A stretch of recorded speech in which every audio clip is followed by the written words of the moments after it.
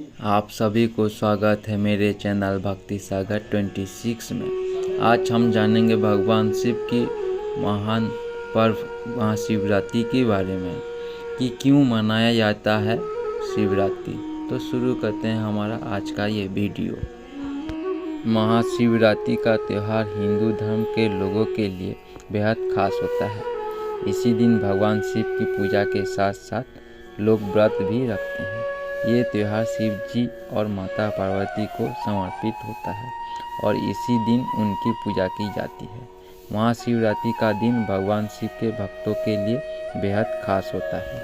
हर साल फाल्गुनी मास के कृष्ण पक्ष की चतुर्दशी को महाशिवरात्रि का व्रत रखा जाता है। महाशिवरात्रि मासिका शिवरात्रि से कहीं ज़्यादा महत्वपूर्ण माना जाता है। इसी सबसे बड़ी शिवरात्रि में भी कहा जाता है। इसी त्योहारों को पूरे देश में बहुत उत्सव के साथ मनाया जाता है। इसी दिन लोग व्रत भी रखते हैं। इसी साल महाशिवरात्रि 8 मार्च को पड़ रही है। ऐसे में आइए जानते हैं कि आखिर महाशिवरात्रि क्यों मनाया जाता है और इसे मनाने के पीछे क्या पौराणिक कथा है। धार्मिक मान्यता है कि भगवान शिव और पार्वती विवाह संपन्न हुआ था। यही त्यौहार उनकी वैवाहिक वर्षगांठ के रूप में मनाया जाता है। शादीशुदा व्यक्तियों के लिए महाशिवरात्रि बहुत महत्वपूर्ण माना जाता है। कुछ लोग महाशिवरात्रि को भगवान शिव की शादी की सालगिरह के रूप में मनाया जाता है, तो वहीं कुछ लोग का मानना है कि इस दिन शिव ने अपने सभी शत्रुओं पर विजय प्राप्त की थी।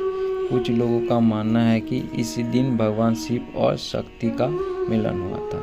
वहीं कुछ कथाओं में ये उल्लेखन है कि फाल्गुन मास के चतुर्दशी को शिव दिव्य ज्योतिर्लिंग के रूप में प्रकट हुए थे। जहाँ जाने महाशिवरात्रि से जुड़ी कुछ पौराणिक कथाओं के बारे में। कथा शिव पुराण के अनुसार एक बार सृष्टि के आरंभ में ब्रह्मा जी और विष्णु जी के बीच श्रेष्ठता को लेकर विवाद हो गया। इसी विवाद के दौरान एक अग्नि स्तंभ प्रकट हुआ और आकाशवाणी हुई कि जो भी इस स्तंभ के आदि और अंत को जान लेगा वही ही श्रेष्ठ कहा जाएगा। ब्रह्मा और जगत के पालनहार विष्णु दोनों ने युग तक इस स्तंभ की आदि और अंत को जानने की कोशिश की, लेकिन वे इस नहीं जान सके। तब भगवान विष्णु और ब्रह्मा ने अपनी हार स्वीकार करते हुए अग्निस्तंभ से रहस्य बताने की विनती की। तब भगवान शिव ने कहा कि श्रेष्ठ तो आप दोनों ही हैं, लेकिन मैं आदि और अंत से परे हूँ। इसके बाद विष्णु भगवान और ब्रह्मा जी ने उस अग्निस्तंभ की पूजा अर्चना की और वो स्तंभ एक दिव्य ज्योतिर्लिंग में बदल गया। जिस दिन ये घटना घटी उसी दिन फाल्गुनी मास की चतुर्दशी थी। तब से शिव की इसी दिन जो भी व्यक्ति मेरा व्रत कर पूजा करेगा उसके सभी कष्ट दूर होंगे और सभी मनोकामना पूरी होगी। तब से इस दिन को महाशिवरात्रि के रूप में मनाया जाता है।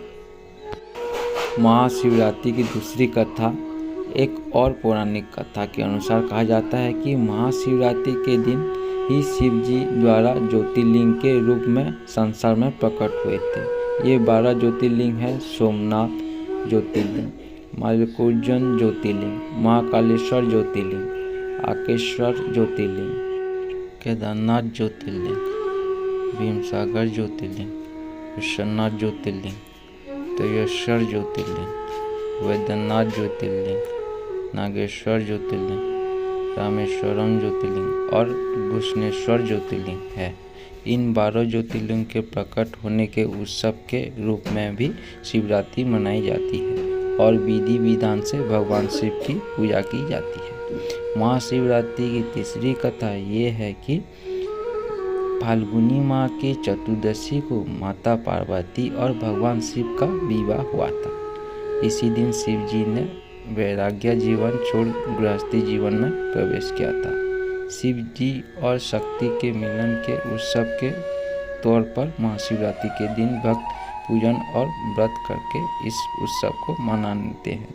ये दिन भगवान शिव के सम्मान में भी मनाया जाता है। मेरी जानकारी आप लोग को अच्छी लगी तो मेरे चैनल को सब्सक्राइब करके बेल आइकन को प्रेस करके और नोटिफिकेशन को ऑन कर दीजिए, जिससे मेरी आने वाली हर वीडियो आप लोग को मिल सके।